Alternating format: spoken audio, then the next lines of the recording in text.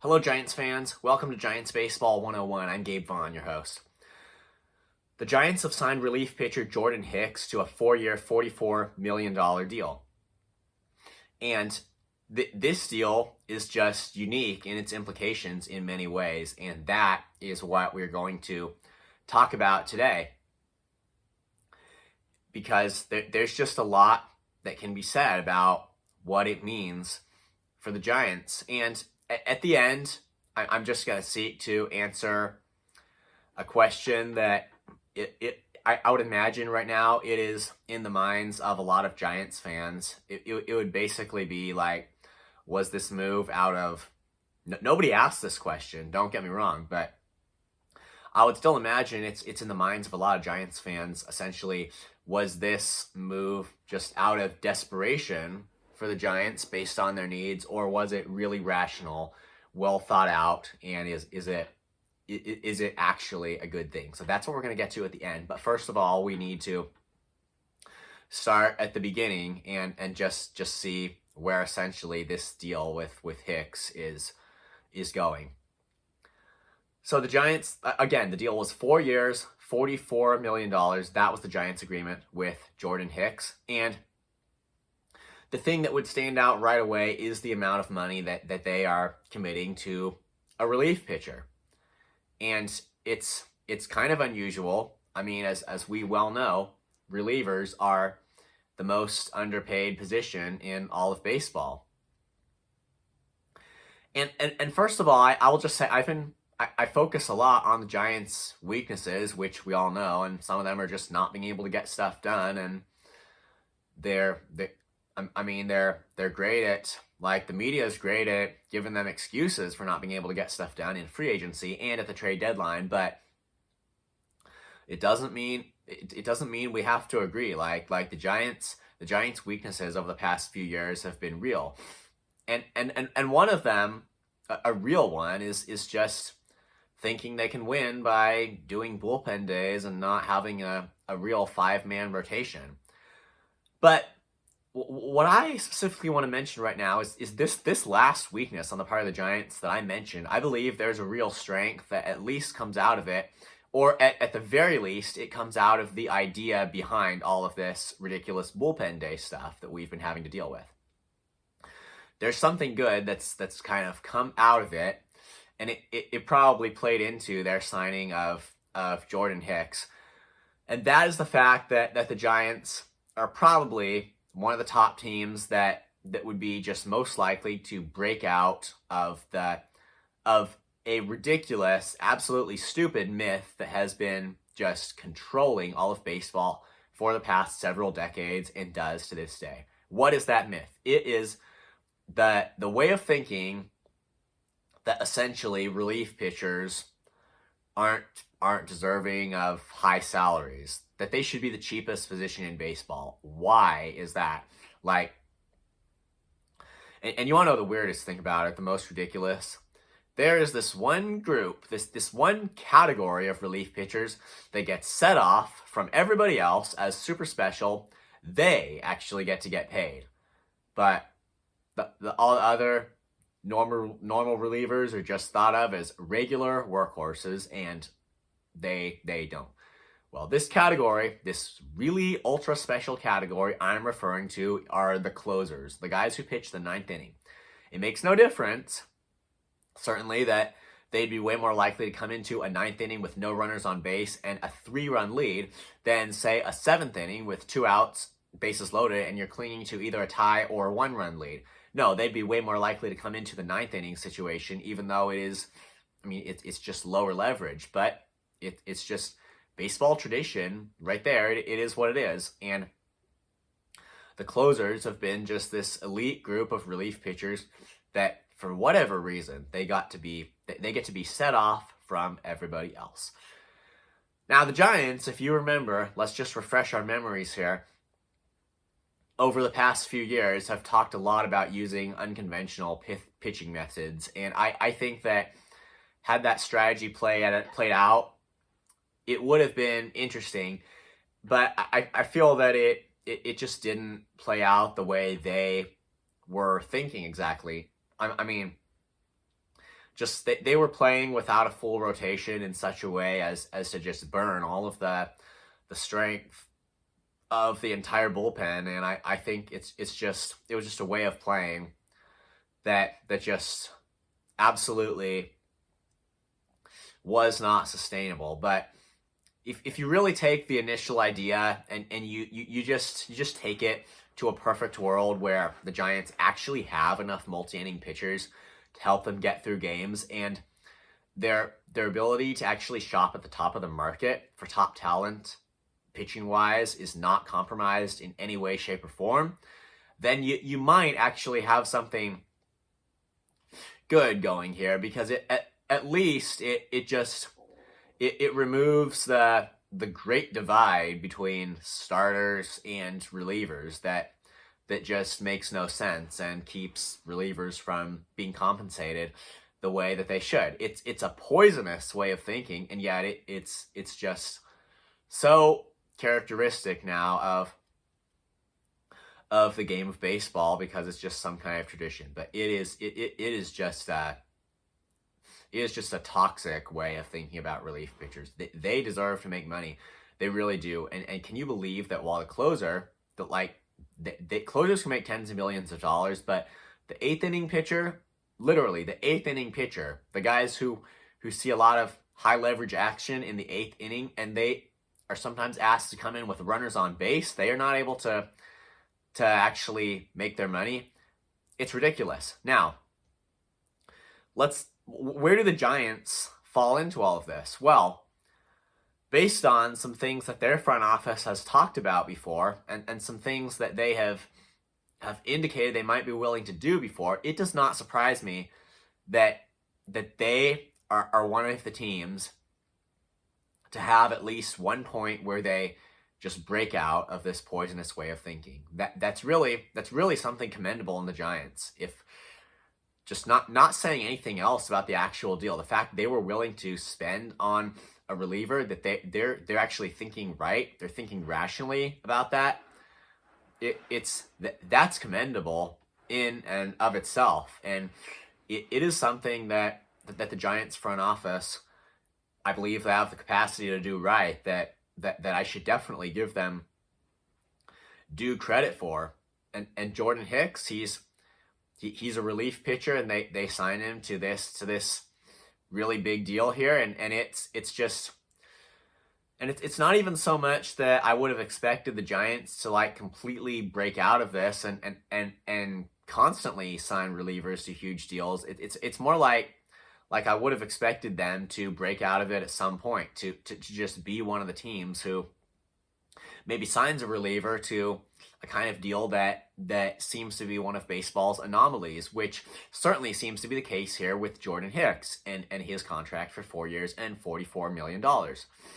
So, but that much, though, given just some insight we can gain into the Giants and some of the ways they think about things, just as badly as that has turned out, it's just some of the original ideas that they had, it at least serves to keep it as unsurprising to me that they would just get heads on their shoulders and think right about relief pitchers and actually just and really just break out of this toxic way of thinking and commit some money to a relief pitcher. So that is the part that doesn't surprise me.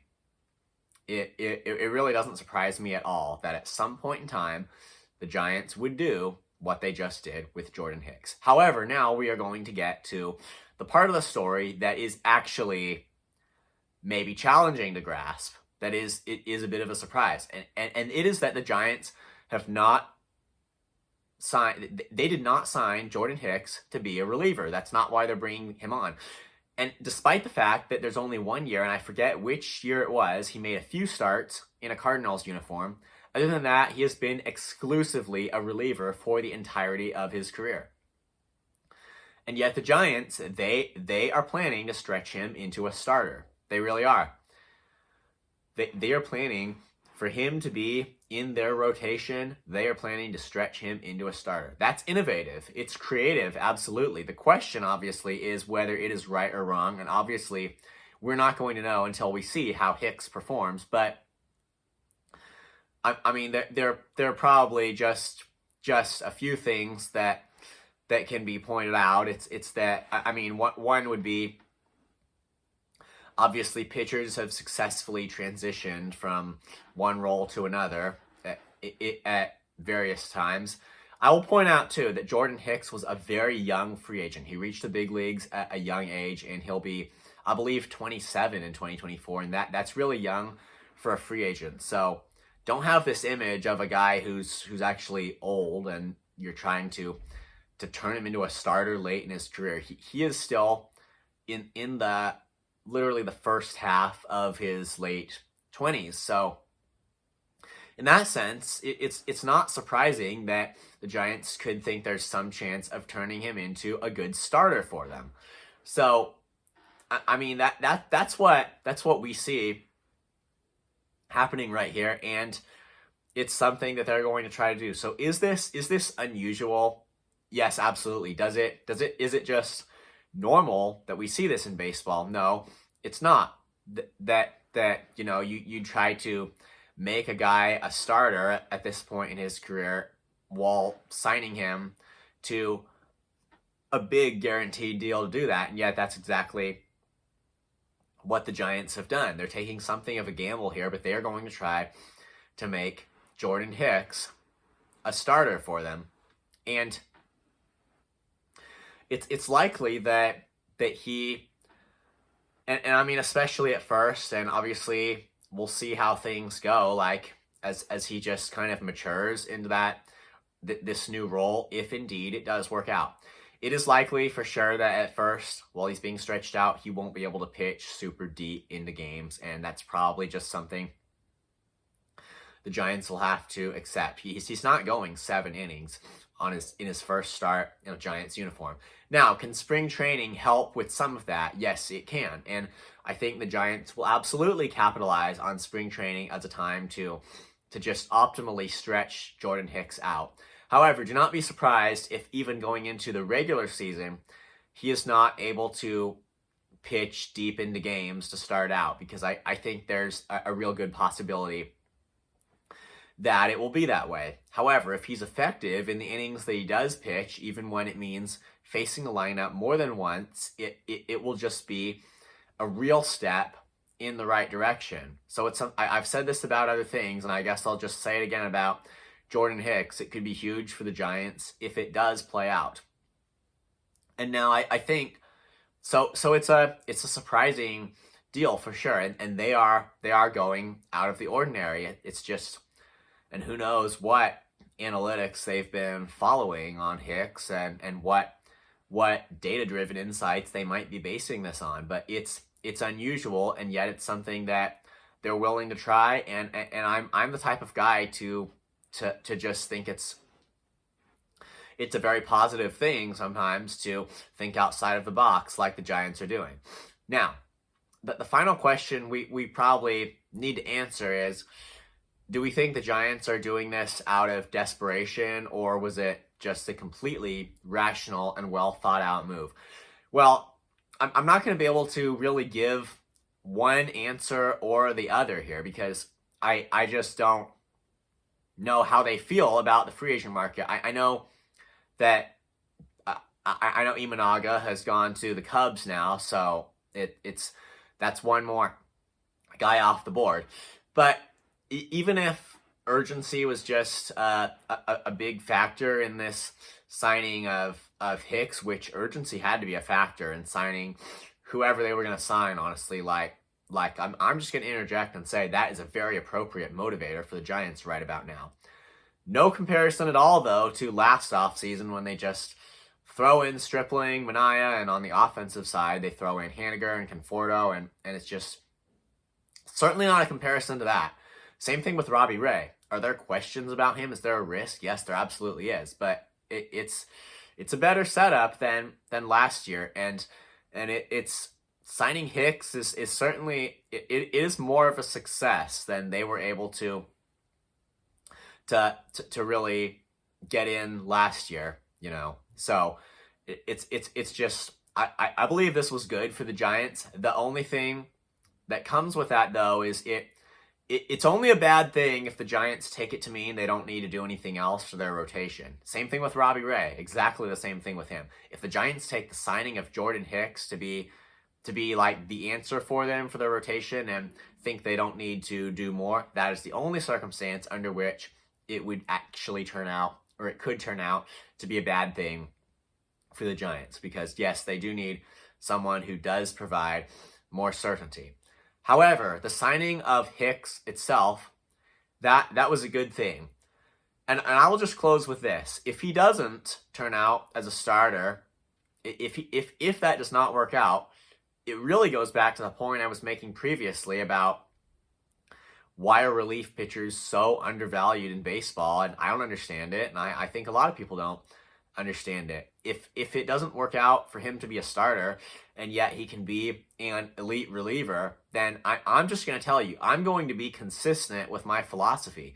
If Hicks can be a very solid reliever, this could still have been a very successful deal, because relievers deserve to have that kind of money spent on them, even when they might not be closers. And so I will just be consistent with my philosophy, even if he does not turn out as a starter, which there's still, again, like I mentioned, he's a young free agent, so there could be time for him to make this kind of adjustment to the rotation. But either way, if he can be effective for the Giants in a role that is throwing meaningful innings, then yes, they have done the right thing here.